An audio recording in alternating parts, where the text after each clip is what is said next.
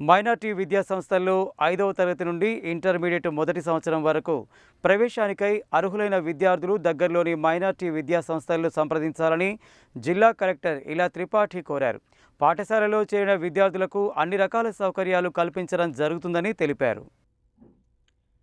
సోమవారం ఆమె జిల్లా కలెక్టర్ కార్యాలయంలోని సమావేశ మందిరంలో మైనార్టీ విద్యా సంస్థలలో విద్యార్థుల ప్రవేశానికి అవగాహనకై రూపొందించబడిన గోడ పత్రికను ఆవిష్కరించారు.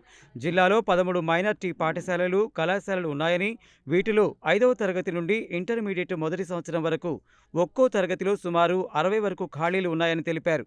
అర్హులైన విద్యార్థులతో ఈ ఖాళీ సీట్లను భర్తీ చేయడం జరుగుతుందని, ప్రవేశ ప్రక్రియ ఇదివరకే పూర్తయినప్పటికీ ఖాళీలు ఉన్నందున ముందుగా వచ్చిన వారికి ముందుగా సీట్లు ఇచ్చే పద్ధతిని పాటిస్తున్నట్లు తెలిపారు.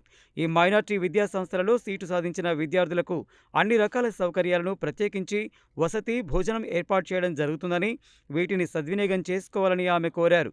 జిల్లాలో 6 మైనార్టీ రెసిడెన్షియల్ పాఠశాలలు ఉండగా వాటిలో 3 బాలురకు, 3 బాలికలకు ఉన్నాయని, ఆయా తరగతులలో ప్రవేశం కోసం విద్యార్థులు Aadhaar card, study certificate, conduct certificate, record sheet లేదా టీసీని జత చేయాలని, అలాగే తల్లిదండ్రుల ఆదాయం, కులం ధృవపత్రాలు జత చేయాలని చెప్పారు.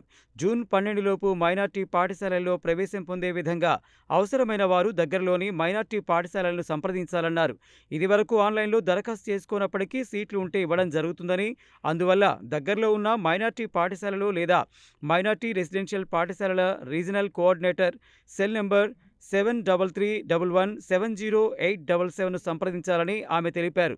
ఈ కార్యక్రమంలో ఇన్ఛార్జ్ రెవెన్యూ అదనపు కలెక్టర్ నారాయణ అమిత్, స్థానిక సంస్థల ఇన్ఛార్జ్ అదనపు collector Raj Kumar, incharge DRO Y Ashok Reddy, DRDA Shekhar Reddy, Chenduru RDO Sridevi, minority విద్యా సంస్థల జిల్లా అధికారి విజయేందర్ రెడ్డి, ఆర్సీఓ విష్ణు తదితరులు పాల్గొన్నారు.